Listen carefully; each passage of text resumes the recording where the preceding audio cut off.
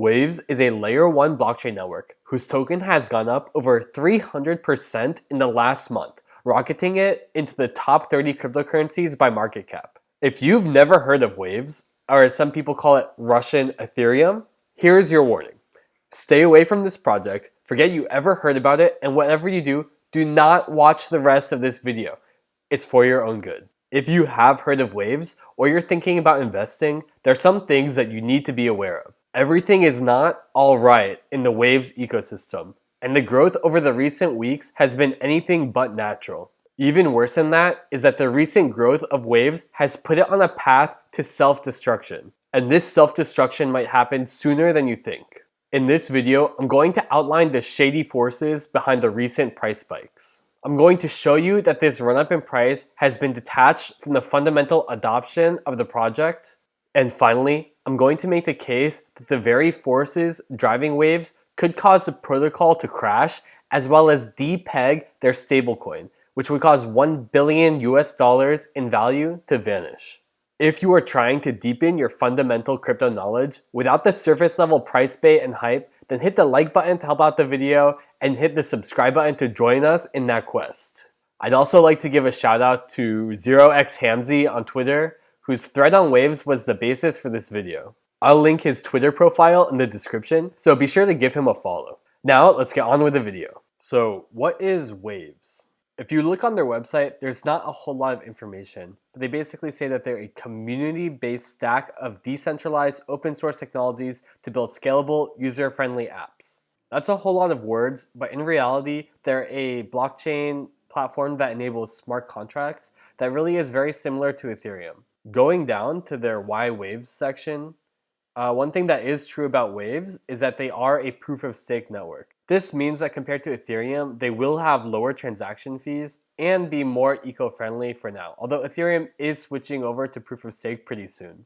The other things that Waves says that they are is simple, which enables a world of NFTs, DeFi, and other new business models, which just seems like kind of generic fluff. And open, saying that Waves can easily be used with other ecosystems because of bridges. One thing that Waves really doesn't have is any kind of selling point that would say it's better than a proof-of-stake version of Ethereum or better than networks like Avalanche, the Terra ecosystem, or Solana. Waves just seems like a very generic proof-of-stake chain without any real distinguishing features. Hopping over to their roadmap also leaves me asking the question, why Waves over some of these more dominant blockchains? They say that some of the next steps that they're going to do is have bridges to all chains, which already exist for most of the major chains. They're going to have a new consensus model that supports the Ethereum virtual machine, which really makes it less distinguished from those other dominants that already have better ecosystems. And finally, they say that they're going to create a meta bridge between digital worlds, which is a level 0 inter-metaverse protocol, which really is meaningless words. I have no idea what that actually means. Out of all of these different things, the only thing that is actually interesting, but also not unique, is the accelerator program, because that could potentially drive some applications that are unique to the Waves platform.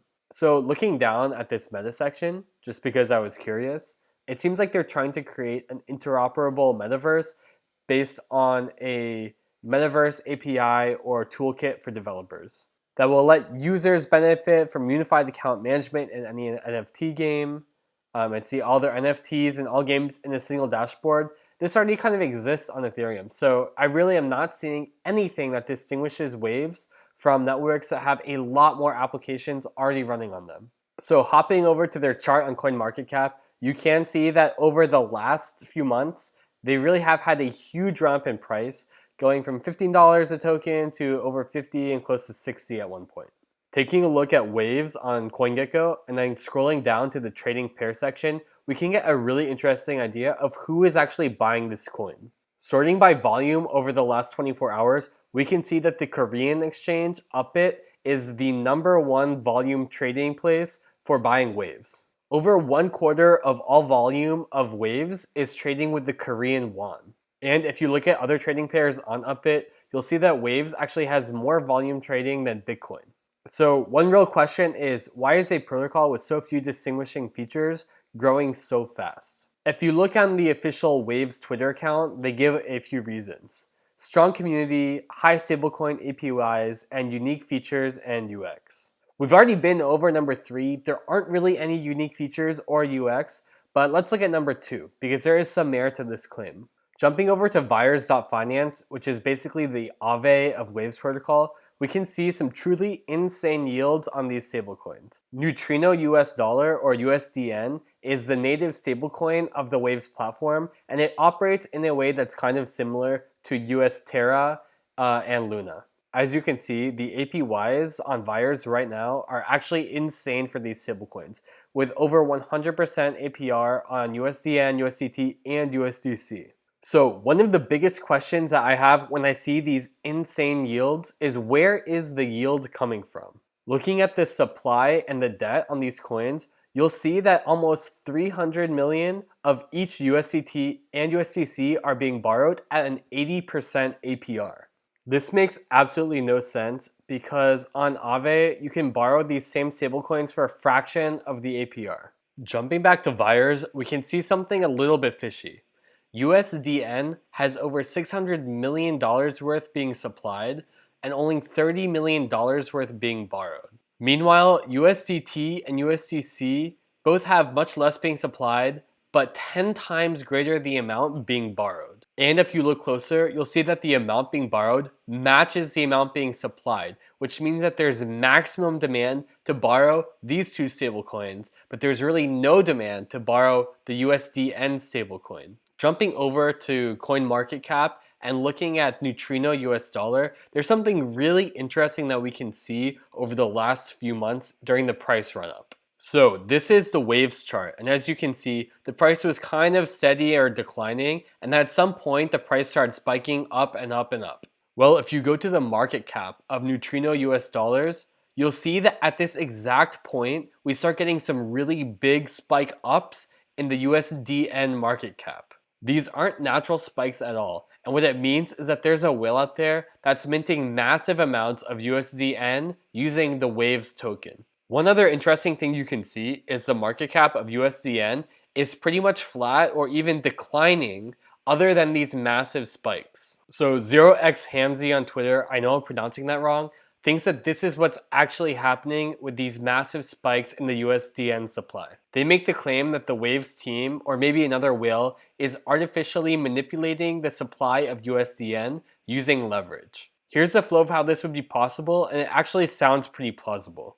First, you would deposit USDN onto Vires, and then use that to borrow USDC. Then you could transfer that USDC to Binance and then use that to buy more Waves. Then using the minting mechanism for Waves and USDN, you could convert that Waves to USDN. The vast majority of the Waves token is being staked in nodes, and so the liquid trading supply is relatively small and therefore more easily manipulated. By looping through this flow over and over again, you could really rocket the price of Waves because as the price of Waves moved up, you could create more USDN, therefore pushing the price of Waves up more. As the price of Waves moves up, speculators might jump in, pushing the price up even more. But at some point, the music must stop, and this all has to do with the Waves price. Looking at the support documents on the Waves exchange website, we can see that the price mechanism for holding the USDN peg will be put under extreme pressure by a crash in the price of the Waves token. USDN is 100% backed by Waves. When the price of USDN falls below $1, the contract issues special tokens that users can buy at a cheaper price and to be exchanged with USDN, which you'd hope would be back at a $1 price. The problem is, as the price of Waves starts to fall, people could lose faith in the Waves ecosystem and the USDN stability. Because USDN is being used as collateral to borrow USDT and USDT on Vires, prices falling on USDN could trigger liquidations, which would cause a sell-off of USDN and further crash the price, destabilizing the peg. If that wasn't bad enough, there's another factor that could radically decrease the demand for USDN. And that's because the USDN yield on those stablecoin markets is directly tied to the price of Waves. As the price of Waves falls, the collateral ratio between Waves and USDN decreases, and the multiplier on this current yield goes down. So hopefully I've convinced you to be very careful when evaluating waves, even with the recent run up in price and the stablecoin yields. Let me know what you think in the comments, and as always, do your own research and I'll see you in the next video.